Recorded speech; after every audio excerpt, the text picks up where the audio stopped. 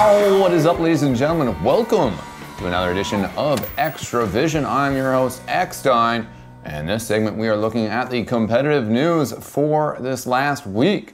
Let's jump right into it with the North American Sixes scene. ESEA Invite has been heating up as the season winds down. 4 more games left to go. This week is going to be Badlands. Next week is Process. Things have been evolving very interestingly. Classic Mix-Up still undefeated. There's been some teams that have been very close to undefeated seasons, some teams that have had undefeated seasons, and we will see if Classic Mix-Up can add their name to the list of those that have actually been undefeated all season long. And hopefully the LAN will go better for them than it did Mihai's Flow last season. So they are still undefeated, solidly holding on to first place. Leviathan Gaming, however, now have dropped a couple games. In the last 2 weeks, since losing Clockwork as their scout, Leviathan Gaming have lost to Mix-Up twice and lost to the Space Whales, the team that Clockwork went to. So as of the filming date, there is a 3-way tie for third place with, as I said, 4 games left. The Space Whales play the Pinball Wizards twice. That team has pretty much done. So that pretty much puts the Space Whales as a lock for LAN. I want to give a shout out to their chip-in that they are using to raise funds for the LAN. They have a sponsor that is matching the funds that they raise, so that is pretty cool. Chess Club and No Need for Names are the other 2 teams that are tied for that 3rd place spot. And of course, with those 3 teams tied, only 2 of them are actually going to go to the LAN, 3rd place and 4th place. But looking at the remaining games for No Need for Names and Chess Club, I'll give you my prediction after I run it down. Chess Club have a tougher schedule playing Leviathan Gaming and Classic Mix-Up. Then they have a default win against the no longer Mighty Ducks and a game against No Need for Names. No Need for Names have a very tough Badlands week playing both Leviathan Gaming and the Space Whales.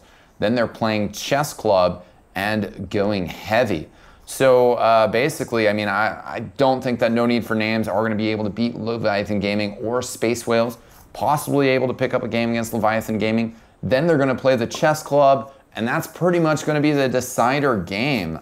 Going heavy, they are in 6th place right now, but you know they are still a pretty strong team. They're still working on their gameplay. No Need for Names, they just had to do a little bit of a roster shuffle. Paua, the Brazilian scout who stepped into Invite, and everybody was like, well, I hope he makes it to LAN because you know there was previous cheating accusations, and also players, you know, that we want foreign players in ESEA Invite, but ESEA Invite is really about the LAN. So we need the players to make it to LAN. But unfortunately for Paua, it came down to visa issues, could not secure a visa to attend the LAN. I'm not quite sure what happened with Dunn, but Dunn could not attend the LAN. So instead, No Need for Names has picked up Justin and Relic. Both players, very strong players throughout the history of TF2. Tough to say how they're going to perform, either whether their skills are rusty or just stepping into this roster. And hopefully, they stick around, and No Need for Names, if they don't qualify this season, they can strengthen up and get ready to go for next season.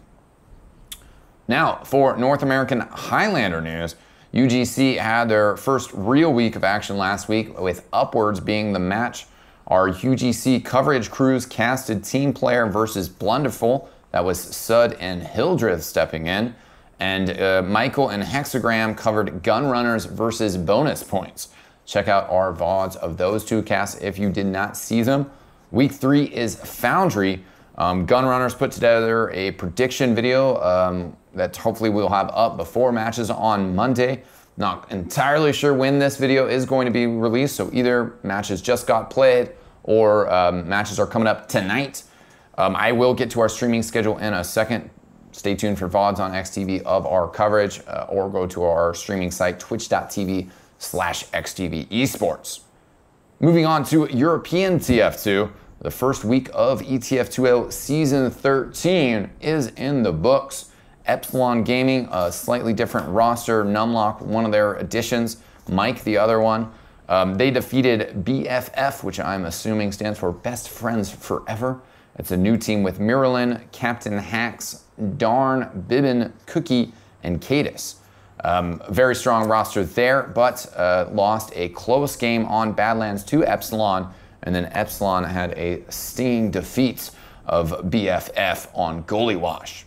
Another result was Nitros welcoming the newly promoted Chinese Mafia with a stomping. I think Chinese Mafia only got one round. So ETF2L Season 13, well on its way. Check out vanillatf2.org for VODs and more coverage of the European scene. Australian TF2 has a huge announcement. The Ozfortress Winter League 8 is kicking off. They are going to have a 6-division structure, a newly minted Premier Division. The teams are duking it out for $2,000 in cash prizes, thanks to Gamescom for supplying that. They have a cool system for distributing this prize money. Each map won will net a team $10, including the prize money for first place. If a team were to go undefeated, go all the way and win it all, they would walk away with $1,000 in prize money. But I think that's a very cool format in order to distribute money around, even if it's a little bit per map. Very cool. You're a losing team, but you win 5 maps. Hey, you got $50. Pretty cool stuff. It should be an amazing season with a very tight division. Look for full coverage on that from GreaverTV. Also going to be covered by GreaverTV is the Asiafortress TF2. Their Cup number 6 is heading to an exciting finish scheduled for the 30th of September. We're going to have BAMF and 3-time Asiafortress Cup winners Lovely Sweet Dream going head-to-head. Lovely Sweet Dream, a bit of a favorite in this matchup, but BAMF have been the giant killers as this tournament has progressed. Some definite big names in these rosters. Representing from Australia, you have ex-Team Immunity teammates Yuki playing for LSD and Bots playing for BAMF. LSD also has some awesome players, XVO, their demo man, Dohash, their scout, and their insanely good medic, Boo Boo Cha Cha. Like that name very much.